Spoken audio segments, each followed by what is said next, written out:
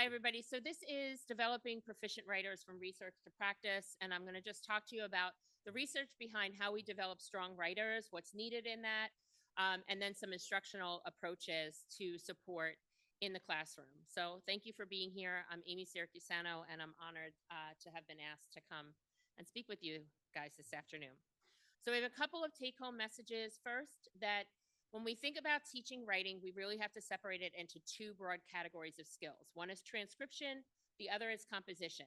Sometimes you can think about this as transcription as foundational writing skills, and then composition is just that, like getting your thoughts out on paper in terms of what it looks like, paragraphs, sentences, etc.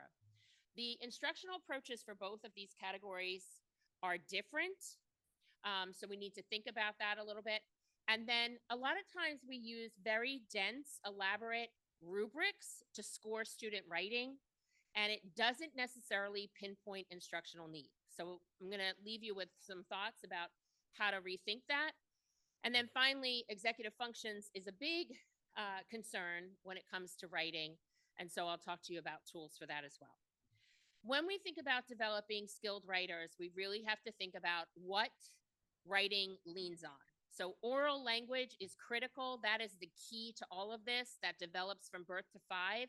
That is going to be critical knowledge, critical skills that are needed as students come into schools, learning to read print, lift the print off the page, right? So language by eye. So we think about language by ear first, very natural for most of our children. Language by mouth, they then learn to speak very quickly. Most children, right, unless there's something else going on.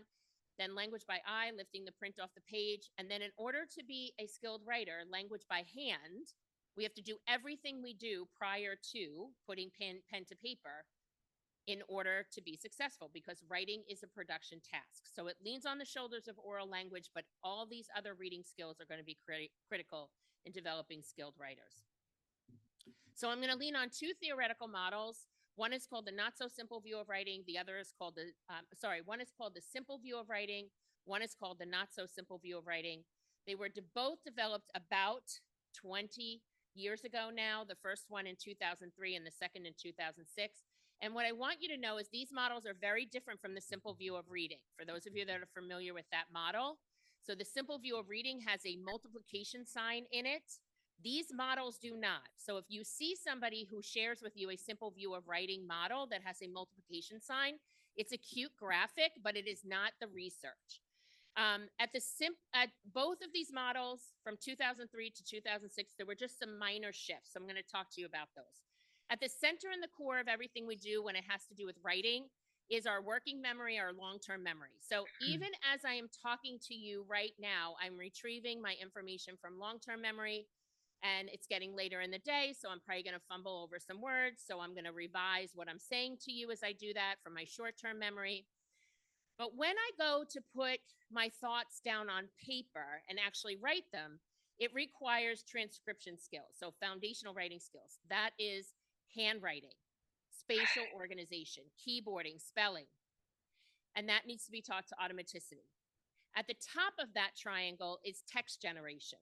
So this includes words and sentences. So when you're writing narrative text versus expository text, both of those avenues are going to look and sound differently. Going to be more figurative language and descriptive language, sensory details and narrative writing versus expository, more text structure, more domain-specific vocabulary words, tier 3 vocabulary words. So not a lot of shift happened in those two sections of the model. Where the biggest shift happened is in executive functioning between the 2003 and 2006 model. So the researchers found that we couldn't just say, well, executive function requires conscious attention. No, it's supervisory attention. And we, the educator in the room, have to be the supervisors of that attention. Because working memory, cognitive flow is housed in the frontal lobe, and executive functions are housed in the frontal lobe. And this part of your brain is not fully developed until sometimes between the ages of 20 and 30. So supervisory attention, keeping a pulse on what's happening, staying on task, writing about the same topic. Goal setting was added to the model. That's a very important thing. So I very recently had a third grader produce a piece of writing was a beautiful piece of writing, but if you had just taken a glance at it, you would not have seen one space anywhere on the page. It would have looked like a string of letters from top to bottom. And so for those of you that are special educators, if you're familiar with the GORT, I felt like I needed to find the ending marks of the words in order to be able to decipher what this student had written. So goal setting for that child would look like, I will use finger spaces at the end of my words, and I will keep a pulse on that happening very, very quickly, not a year-long goal, very quick goals. The last big shift was they added something called strategies for self-monitoring and self-regulating. So this would look like checklists, and we would want to modify those checklists based on the student who is in front of us. So really differentiated kind of things. Now, at any time, anything around that triangle can go wrong for a student. And so I like to think metaphorically as that triangle being a volcano. And so at any time it can erupt. So I need to do everything in my classroom to make sure everything is happening succinctly for that child, and I'm meeting the child where they are so that nothing erupts in their cognitive flow, that they can keep thinking about and getting their eyes down on paper. Now, what does this mean for us in the classroom, right? Because that's a lot that's going on. Well, kids come to us with a working memory, a cognitive flow. They come to us with their thoughts and ideas, right? That this is kind of built in and it grows as they grow. Executive functions, everybody's different. So some students control impulses more than others. Some kids can wait turns longer than others, but we need to kind of teach them to be patient, wait their turn, stay on task, that sort of thing. And what we are teaching in instruction are things that are found under transcription skills, foundational writing skills that are going to be taught to automaticity. And I'll lean into today, handwriting and keyboarding. But please know, beginning margin, ending margin, that left-hand margin, right-hand margin are very important.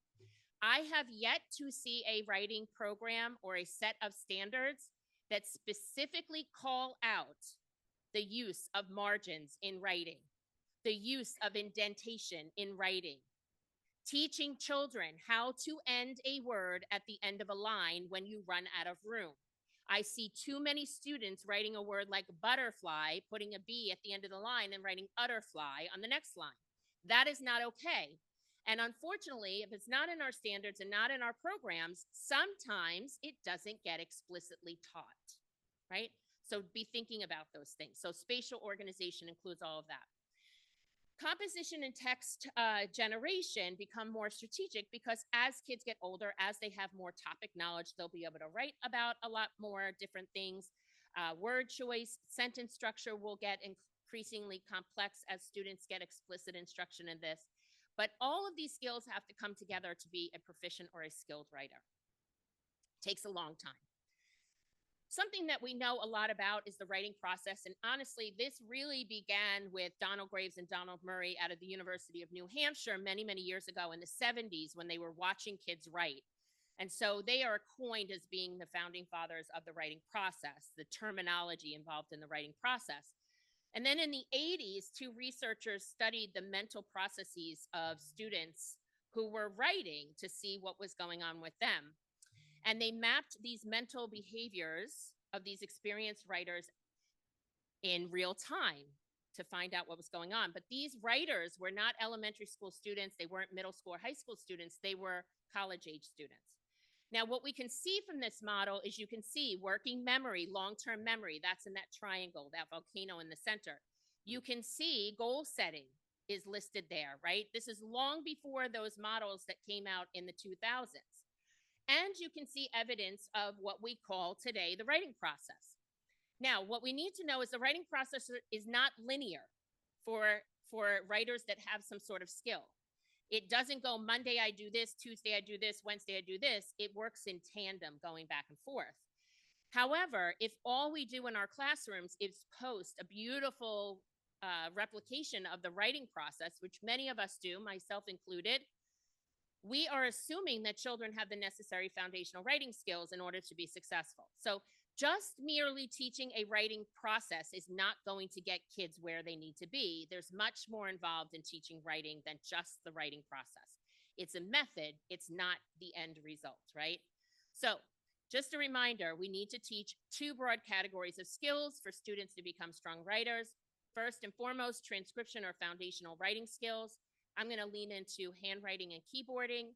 These skills need to be automatized, where kids do them without thinking about it, like you getting in the car and driving home later on this afternoon or wherever you're headed to. And composition skills, which are text generation skills. I'm going to lean into just briefly on the sentence and the importance of that. And the writing process is a means to get there, right? It's a recursive process, but it is not the sole thing that's going to build strong writers. And please know the writing process and composition skills become increasingly strategic over time as kids acquire more language and knowledge and application of all of these handwriting skills and sentence level skills coming together. So let me talk to you a little bit about transcription skills here. So what we know from research is that transcription skills must be automatic for students to be able to write more complex pieces of text. And when transcription, and I am specifically talking about handwriting here, when it is not automatic for children, when they have to really think about the formation of those letters, when it's slow and labored, higher order composition processes are impacted, and it will limit students' ability to hold language in their mind, in that cognitive flow, in that center of this graphic. We also know that research shows us that students who learn from teachers who have had professional training in handwriting demonstrate more improvement in their own handwriting, which then transfers to better composition skills. Now, I'm going to ask you this question. How many of you have had a course, a full semester handwriting course in college where somebody was monitoring and giving you feedback on your strokes and your formation of your letters? How many? Okay, so nobody's raised their hand. If even in a large audience of 1,000 people where I've presented to 1,000 people in a room, maybe I get 2, 3, 4, 5 at the most, never the masses, right? Myself, neither. How many of you have had a full day or a half a day training on a handwriting program from a handwriting specialist? 1, 2. Yeah. So this is a problem, right? A lot of us are being asked to teach a skill that maybe we can do, but we haven't been taught how to break it down for children, right? So we see this quite often. Students who receive explicit handwriting instruction perform significantly better in writing quality, productivity, and writing fluency compared to students that do not receive explicit handwriting instruction. And there's been a time where it's really gone away, and it shouldn't have. And research shows that automatic alphabet letter writing by hand is the best unique predictor of composition length. Now, many of you probably give Dibbles or a Cadence or an Ames Web, right? And in that screener is a letter naming fluency for reading, correct? For kindergarten students usually. That is one of the predictors for later reading ability. That's why it's included there. It's an early literacy essential skill. Well, automatic handwriting by hand is a unique predictor for later writing ability. So in kindergarten, at the end of the year, we should be assessing our children to see if they can write the uppercase and the lowercase letters of the alphabet without a model and without prompting. They should be able to say A, B, C, D, E, F, G, all the way to Z on their own and forming the letters at the same time. For students that cannot do that coming out of kindergarten, we should hit the ground running in first grade with that data set. It's very, very important. And a lot of our school systems across the US are not there yet with this information, much less including that in their battery of assessments. So handwriting is the building block of transcription, and it requires many, many things. So it requires, first and foremost, fine motor skills. And there are a lot of things in technology that are taking this away from our kids. Things like electric toothbrushes. So holding a toothbrush requires fine motor skills. Buttoning up a shirt. Now, I have a button-up shirt today, but I just slipped it over my head. I look at my own children. They're wearing sweatshirts and T-shirts and slide-on, shorts, They're not buttoning, zipping like I did, at least in the 70s when I was, heading to school. Even shoes or slip-ons, Crocs or sneakers now don't even have shoelaces. So we have to think about this. What do we have to do in schools in order to get that fine motor ability in children's hands? Handwriting requires pencil grip and writing tools. There are a couple of acceptable grips. The gold standard grip is what is called the tripod grip, where you are holding onto the writing utensil with your thumb and your pointer finger at the point where the tip starts to get thick again, right? So you have that narrowing, you grab it there, and it rests on your middle finger. However, for some children, that's very difficult because it requires a lot of fine motor ability. So for some students, another acceptable grip would be the quadrupod grip. And that would be grasping the writing utensil with your three fingers. So your pointer and your middle finger would be kind of glued together. Your thumb would grip that writing utensil. You'd flip it back onto your hand to rest and extend your ring finger. And that would be a quadrupod grip. But we have too many students grasping things like a baseball. And we have too many students doing these awkward kind of grips where it's sitting somewhere between the ring and the pinky finger.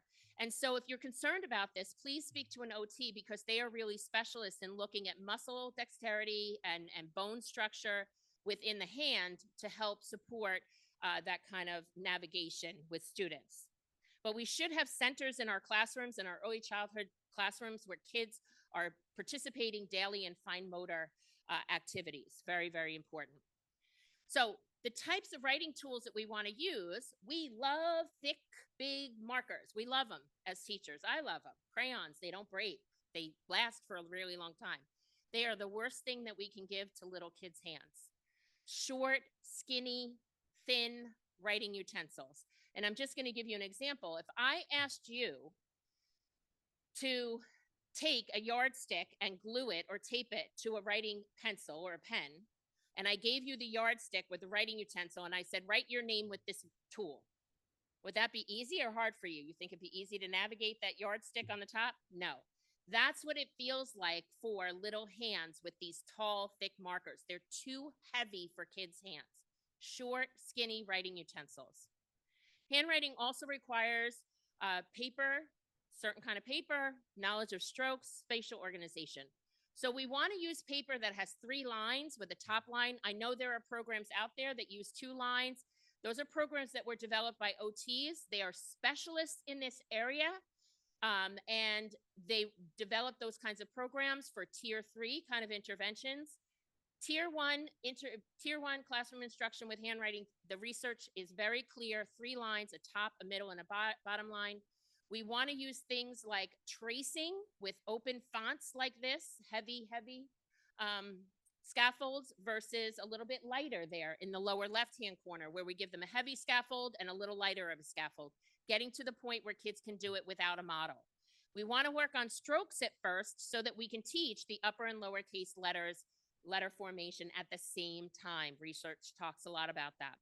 And strokes are not just for letter formation. They are for formation of punctuation marks, of numbers, of digits for mathematics, and for drawing or sketching shapes, which are going to live with children through high school as they continue to take classes like geometry, and even in a chemistry class where they're trying to draw something or sketch something. So this is a lifelong skill, not just about formation of letters. So there's a difference between a left-handed person and a right-handed person when it comes to manuscript strokes, not cursive, manuscript. So that's print.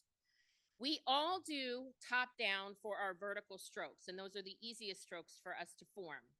However, when we go to do a horizontal stroke, it is different. Righties, I'm going to turn my back, sorry. So righties always pull from the middle of their body and pull out. So you righties are going to go from left to right for a horizontal stroke. Lefties, same thing. You're going to start in the middle of your body and you're going to pull away from the body. It is very awkward for you to pull your arm one at a time across your body. And it also requires a lot of gross motor skills to be able to do that because your body wiggles when you try to go like this. So we pull away from the body when we are doing horizontal stroke. And I've seen many kindergarten students have a tripod grip when they're doing a vertical stroke. So they're great grip. And they go to do a horizontal stroke for a T or an A, and they switch their pencil grip and they hold it differently because it takes more control. And unless you're really paying attention and honing in on this, right, really looking for this, sometimes we don't see it. So now that you know it, I'm sure you're going to see some students be doing this, right? First time I saw it, I was amazed. Okay, so handwriting requires a lots of skills, and it requires systematic, explicit instruction, language, and movements. This isn't just about exposure. This is about explicit teaching. The research says about 5 to 10 minutes every day, children sitting at a table, not on a carpet, pen to paper, not on a whiteboard. There's a difference in paper versus whiteboard. When you put pen to paper, you are activating the reading brain. You are actually cementing letter name and letter sound knowledge by putting pen to paper. When students are practicing forming a letter, you want them to either say the letter name or the letter sound as they are forming it. And you can decide which one they're working on at which moment in time during the 5 to 10 minutes. But that is also going to help to cement this knowledge into long-term memory. And we want to make sure that we're not just teaching letter name. I'm sorry for the double knowledge there. I don't know why that typo's in there. My apologies. We want them to teach letter name and letter sound knowledge to automaticity as well as end punctuation.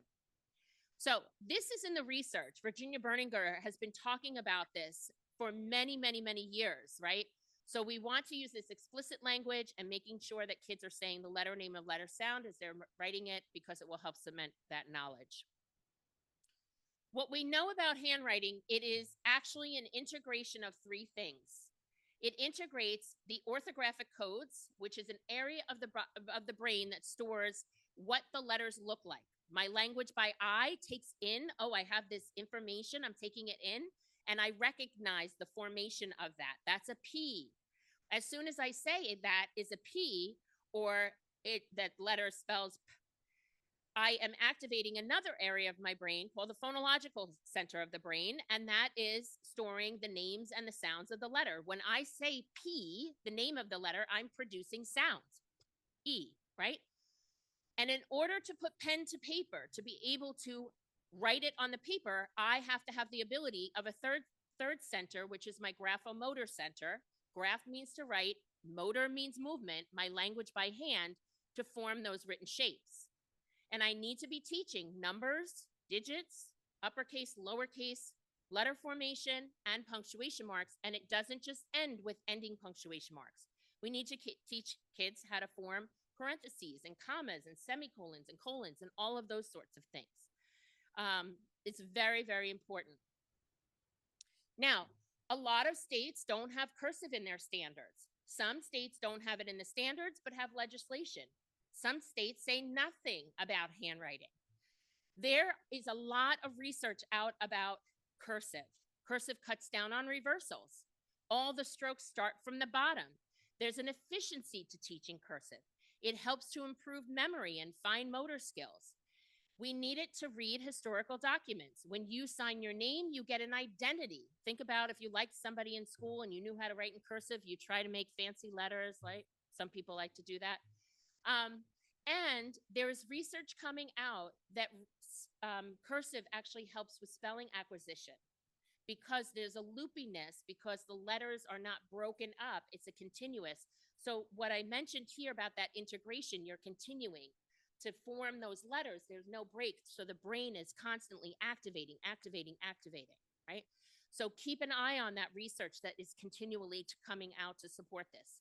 Some European countries never teach manuscript. They go right to the cursive. So just to be thinking about this. So everybody in the building plays a role in this kind of instruction. It doesn't happen overnight.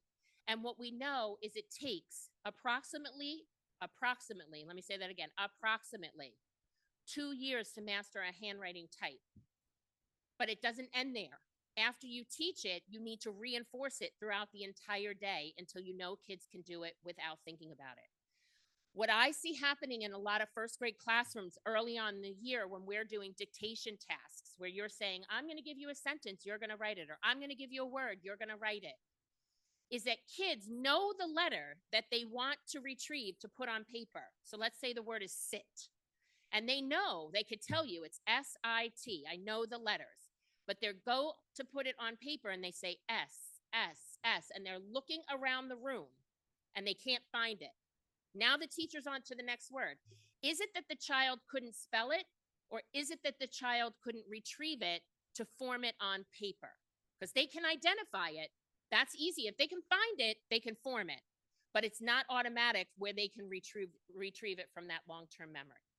So pay attention to these things. They're very important when we're assessing kids.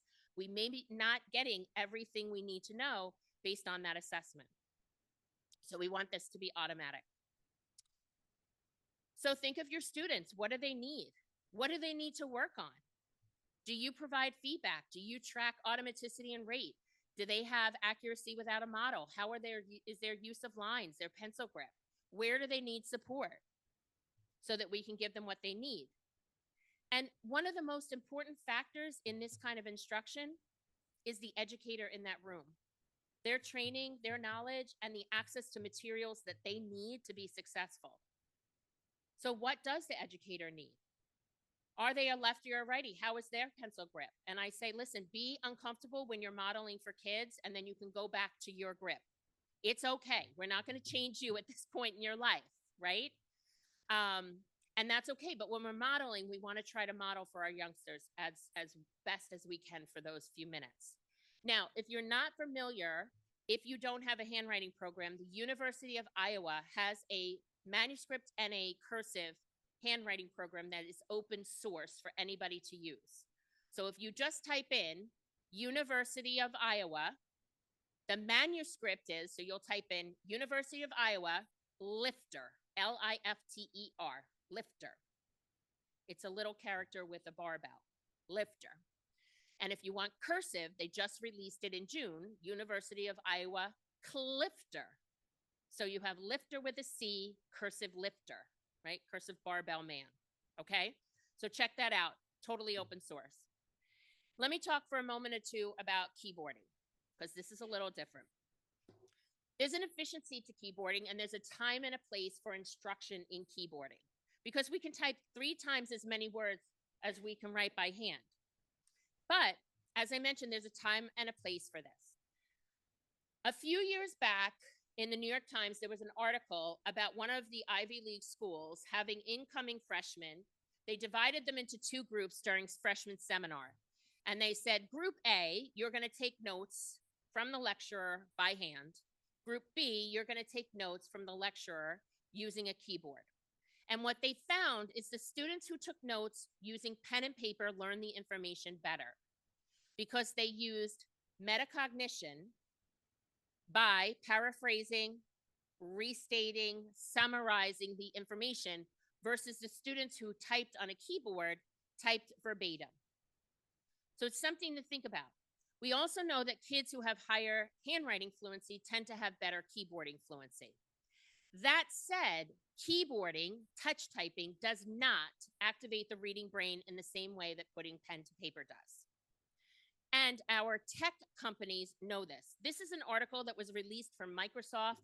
It was a study done in Europe many years ago prior to Microsoft releasing the laptop for the very first time that folded backward and came with a stylus. So they shared this at that release. They reported when writing or drawing by hand, different parts of the brain are activated in different ways. It's the physical movement of the pen that makes the difference.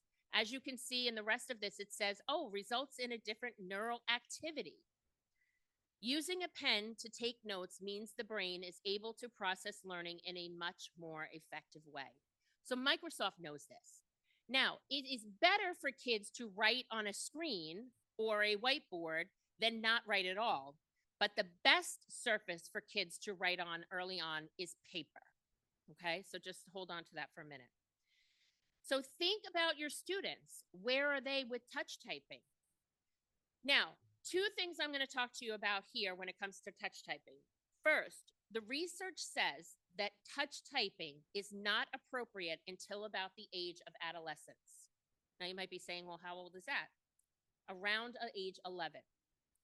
Now, don't go into panic mode. We can't get away from it because our states are requiring kids to touch type as young as 2nd grade. let me talk to you about why the research says it's not appropriate until around the age of adolescence. Handwriting requires one hand. There's a direct connection between that pen to paper to the reading brain. Touch typing requires two hands, not a direct connection to the reading brain in the same way, because both hemispheres of the brain need to work together. They need to cross matriculate. And for most, everything's on a continuum here, you guys. For most of us, that doesn't happen well until about the age of adolescence, until about the age of 11. So it's very hard to navigate two hands touch typing. I'm not talking hunting and pecking here. I'm talking touch typing because both hemispheres have to communicate with one another. That said, Steve Graham out of Arizona State University has personally told me this is what he uses as a guidance for elementary age students. Time your students for how many words they can write per minute by hand. So let's say I time all of you and every single one of you miraculously write 10 words per minute by hand. Then if I'm going to ask you to respond to something using a keyboard, I want to make sure your touch typing skills are at least the same as your writing by hand. So I want to make sure you can touch type 10 words per minute using a keyboard so that, think back to my model, that cognitive flow doesn't erupt. Okay? So just a piece of guidance. So research tells us that we shouldn't skip over explicit handwriting instruction and only teach keyboarding. We need both because they offer different benefits, and we should exhaust all possible attempts at handwriting instruction before turning to assistive technology. It's the same with somebody who struggles with decoding. I would never say to Antonio, who spoke earlier today, listen, I'm not going to teach you how to read. I'm just going to give you assistive technology the rest of your life, right? I'm not going to take that away from him, right? So just think about what you're using and why. So I want you to just do a little experiment with me. If you grab a little corner of a piece of paper and a writing utensil, that'd be great. If you're working on a keyboard, if you can use a stylus, but you do need to do this with your hand, and a pencil, paper. And what I want you to do is put your writing utensil in your non-dominant hand.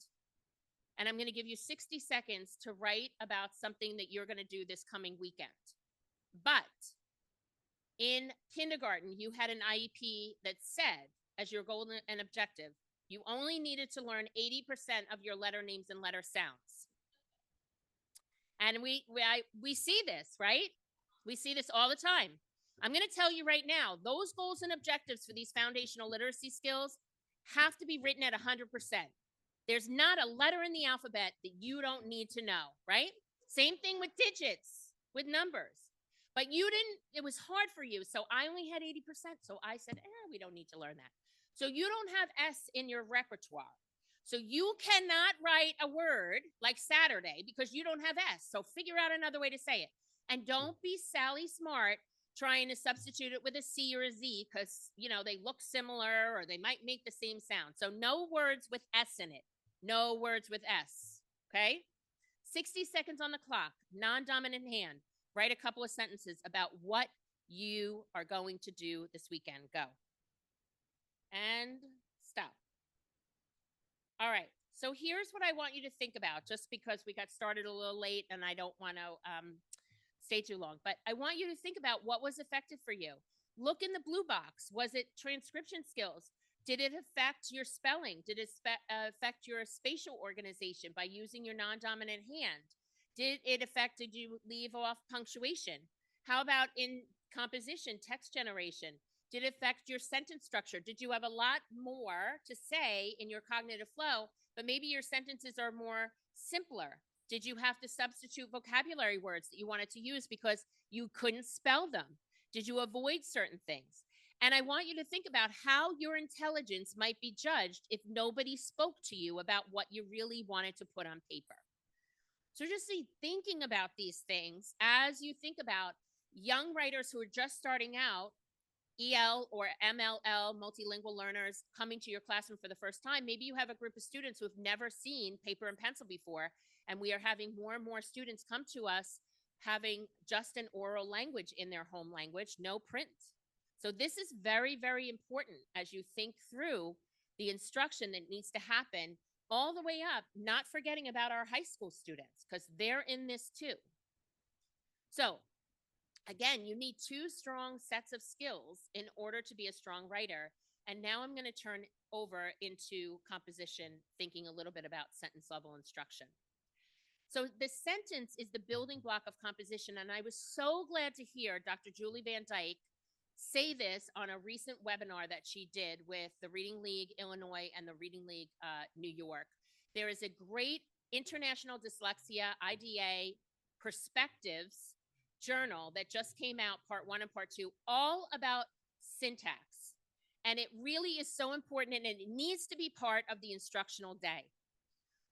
There's a progression to teaching sentences, and it starts again with oral language. To the extent possible, we need to start having our kids speaking to us in complete sentences. And if they can't, we need to model that slowly. And when I say sentences, I'm not just talking about sentences that end in a period. I'm talking about sentences that end in a question mark, sentences that end in an exclamation mark, right? All sorts of sentences.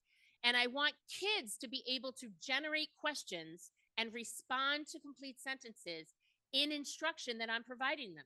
Even if it's a picture about something that we're reading about, having my youngsters being able to look at the picture and generate a question for a classmate to respond in a complete sentence.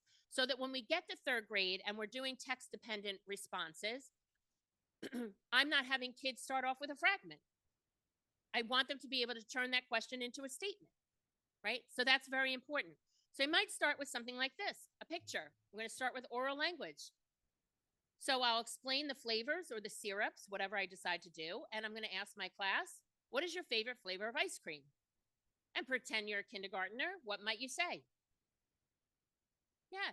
And you've given me one-word answers, right? Because that's what we're used to. We talk like that in utterances, in oral language.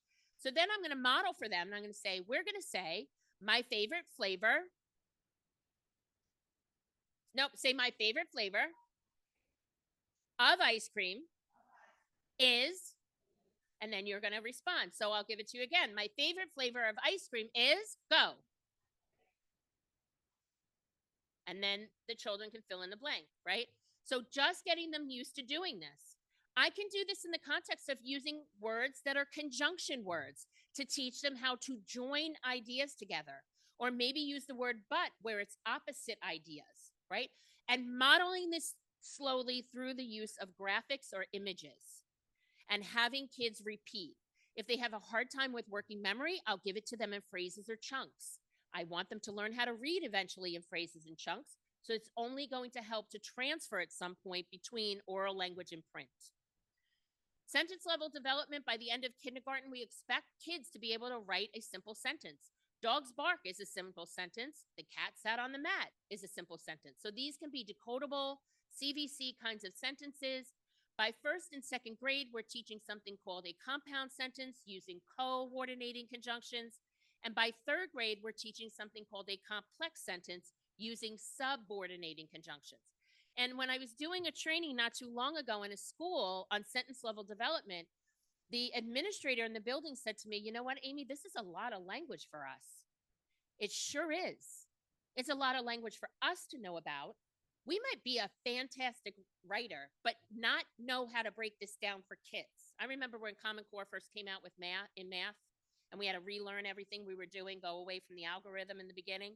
And my head was spinning, right? But we had to learn it. So if we're not sure how to break this down for kids, we need to talk to one another. We need something to guide us because it is a lot, and it's a lot for kids. And kids don't need all this language. Kids need to know the function of words and sentences before they ever know labels for words and sentences. And I was so happy to hear Dr. Van Dyke say this on the webinar as well. She's really like the guru in this area. So sentence activities that are highly supported by research include things like doing sentence expansion activities, sentence combining activities, and sentence generation activities. Most programs that I have been involved in looking at with schools do identification, identification, and underline, underline, underline, fill in the blank, fill in the blank, fill in the blank. That's where sentence level instruction lives. We have to get beyond that. So there's many activities. That's something you could start with, but it's not enough. So sentence expansion, start with a bare bones or a kernel sentence. Explain that we're talking about a doer and a do. We don't have to call it a subject and a predicate. Those are tier 3 vocabulary words. Kids are not going to remember them. They don't. Fourth grade teachers say, what's a noun? And the kids look at you like, I don't know. Oh, I'm sure everybody else talked about it, but it's more important for them to understand the function of the word first. Once they have that concrete, you can slap the abstract label on top of it. So we can add in question words, but please don't think these question words are easy. These question words also require us to break them down. So when I say when, I'm talking about a time. Do they understand that? Do they have the vocabulary to give me a time? Maybe they just say today or right now, but do they understand it could be a season, a month, a year, AM, PM, twilight, lunchtime? Do they understand that where is a place? And if they haven't experienced a lot of places, they may not have a lot of language to describe a place. So providing them with a picture and some vocabulary. But what do? We start in reading instruction with, we're going to talk about setting today. Setting is where and when. Let's find the setting in the story. Instead of at the sentence level, I'm going to give you dogs bark. We're going to start with teaching when. When is a time? So when might dogs bark? Let me give you an image to look at. When is this happening? Oh, at night. So let's add that to the sentence. Dogs bark at night. Now, where? If they don't know where, let me give you where they're barking. Where is this location? Who knows? Here's a picture. So building them up from concrete, getting to abstract. Pictures are powerful for kids. It gives them something to experience that they may not have otherwise done prior to today in your classroom. And using these question words slowly and steadily over time can really help kids to get some really rich language and beautiful sentences beyond then, I. Because that's how they write in the beginning.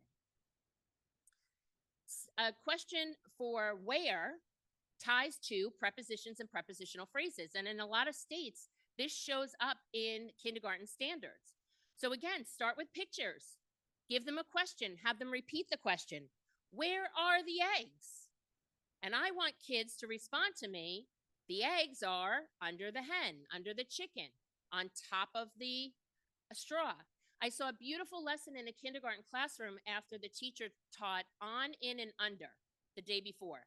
The next day, she had pairs of kids. She had a little bear counter from mathematics. She had a little bowl, paper bowl, and the kids had to hide the bear either on, in, or under, like she had done the day before, and they were asking the questions. So the one child closed their eyes, the other kid hid the bear, and then said, okay, open your eyes. Where is the bear? And the other child looked and said, the bear is under the bowl, right? And it was beautiful. Really quick language instruction. This doesn't have to be 30 or 40-minute lesson. Quick intermittent spits to get kids to have this knowledge. When we think about combining, we can think about sentence combining in terms of words, connecting nouns to adjectives or verbs to adverbs. And again, we don't have to use that language. We can say how one word describes the other word or modifies if you're working with older kids, combining phrases, clauses, and sentences. So this is a lesson that I had done, and I'll just tell you, it was in Hawaii, so the kids had a lot of knowledge about surfers. So I started in the second grade class or first grade class, the surfer fell. They had a basic sentence. We had talked for a little bit about where and when words, and they got an extra orange sentence strip. They wrote their when, they wrote their where.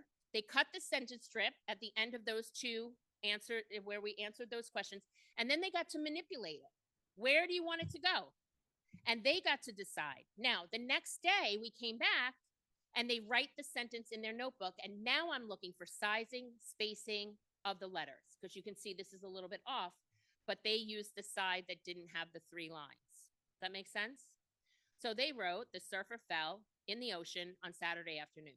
And that's a much better sentence than they may have written on their own if I asked them to write a story about what happened over the weekend, right? Building them up from the ground, from concrete to abstract. And there's lots of ways to use these sentence strips or index cards as a manipulative tool for sentence instruction. So the conjunction is a really powerful tool here.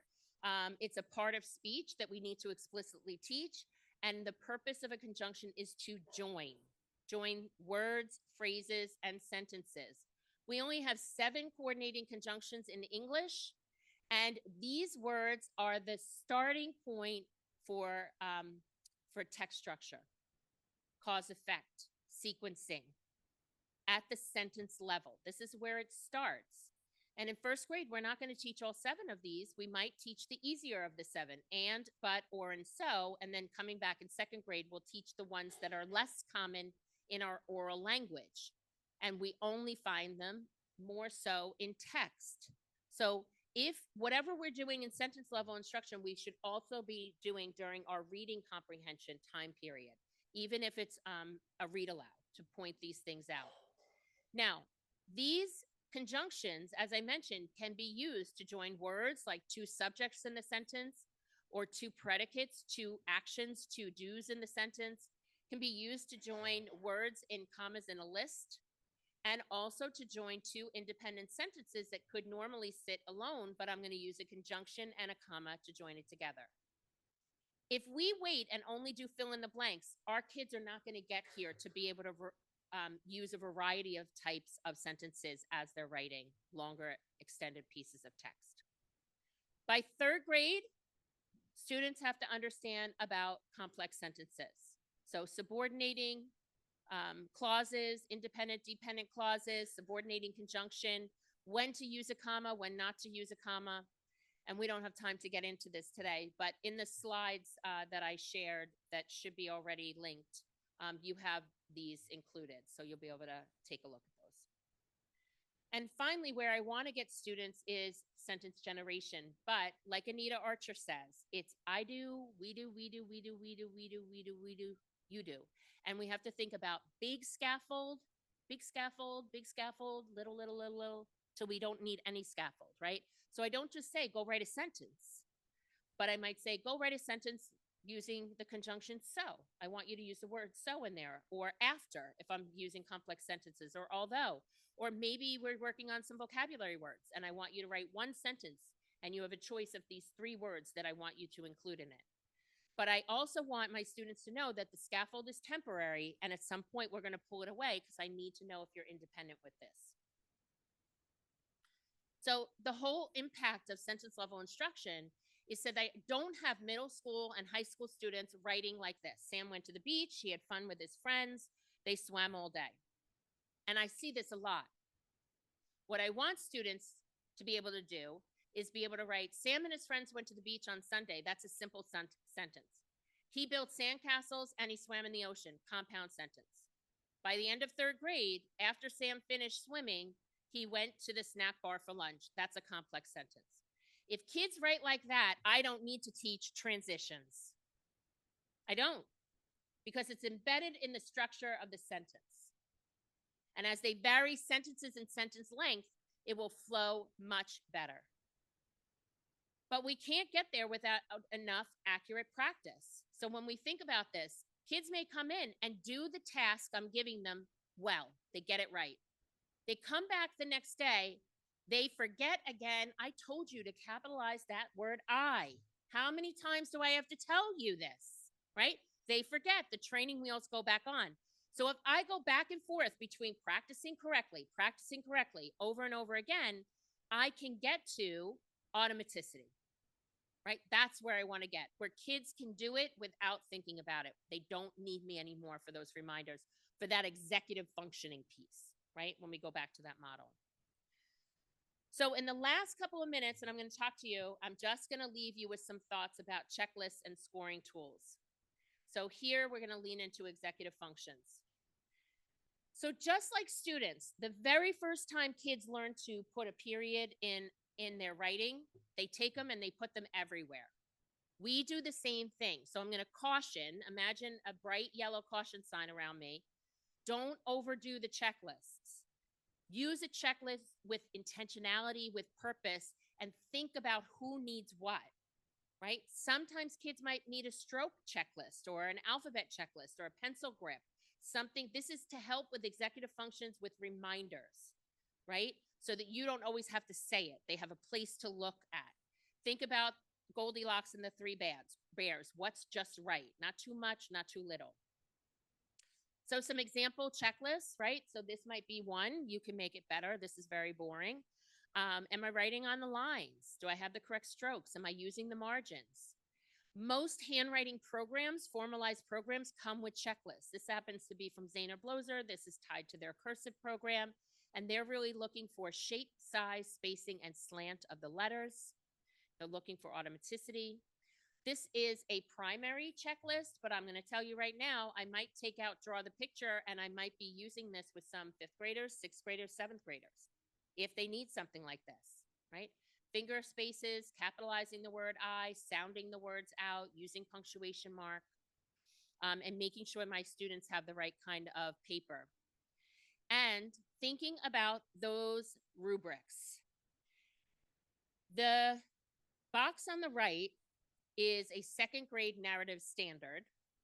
And it says, write narratives in which they recount a well-elaborated event or a short sequence of events. Include details to describe actions, thoughts, and feelings. Use temporal words to signal event order and provide a sense of closure. I see a lot of rubrics with this in here, and it will say always, sometimes, never, right? We change the verb or the descriptor. I just want to tell you that's very hard to pinpoint instruction. And just like programs are not perfect, our standards are lacking. So one of the things the standard is lacking is it says nothing about an introduction or a lead or a beginning. Isn't that something we would want in second grade, where they start out with maybe a setting lead or a sound lead or something? Sometimes when I say to kids, use these temporal words, they put them everywhere and they're inappropriate. They actually interfere with the writing. So maybe think about pulling out the big idea units from the standard and creating some sort of a checklist. Are they doing it? Are they not? And then if you see a whole bunch of kids not putting in an ending, like they end it with the end. So you grab those kids and we're going to do a lesson on endings. Maybe they don't have an introduction. Maybe they don't have a middle of the story, right? They just start at the beginning and they end it. So just thinking about how to take the standards and make them a little bit simplified so that you can pull the data that you need. We can do the same thing with language standards. Most states have a language standard thread of their overall literacy standards. And this is where you're going to find your standards for capitalization, punctuation, spelling. These are all the things that are going to fall in that transcription area. So you could have a checklist for composition, and you can have a checklist for transcription. Goal setting doesn't need to be difficult. Give them a close sentence. Give them a sentence frame for them to write their goal, but it's got to be done within a few weeks. We're not going to live with this goal for an entire year. What is one thing that I want you to work on? Well, you never capitalize the word I, so that's your goal. In fifth grade, I need that fixed, right? That's something we're going to work on. And then finally, we sometimes need graphic organizers to help our kids. But the one thing that drives me crazy personally is when I need to photocopy the graphic organizer and kids cannot internalize it. So I want to give kids graphic organizers that they're going to internalize, that they don't always need something to be photocopied in front of them. I want to give them something that's simplified. So I might give them sentence frames. I might explicitly tell them and guide them to say, oh, use 3 describing words for the word cat. Use 3 describing words for the word mat. Or if my kids know adjectives, specifically say that. So not just say to kids, go add details to your writing. Because when I say details, they give me back the same darn thing they just wrote. They just write it a little neater or slower, right? We see that. So think about guiding those directions. Also, I really love a story mountain, but I love to talk to kids about the internal and the external pieces of the story, and also talk to them about how setting changes. So a graphic organizer like this, I will use in the context of a read aloud or a reading that we're doing in a narrative piece all the way through middle school. I'll use something like this. where I have the events or the external story on the outside, the emotion or the internal characterization on the inside underneath the mountain. And then I show them how the setting might change. Now, you might be saying, well, how do I use this with a first grader? Well, guess what? It's a sentence, a sentence, a sentence.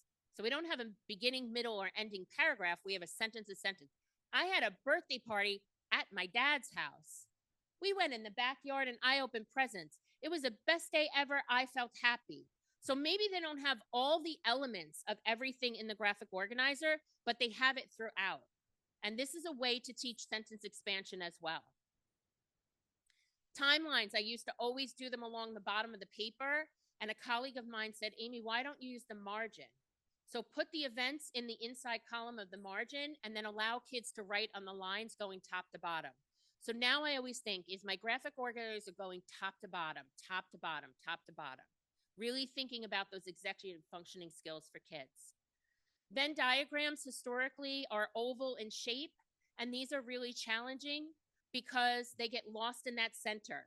So create what's called a top hat organizer using the lines underneath the paper, where it's much easier to do the compare and contrast, or draw two rectangles. Again, thinking about stroke development. Kids need strokes to be able to do things like this.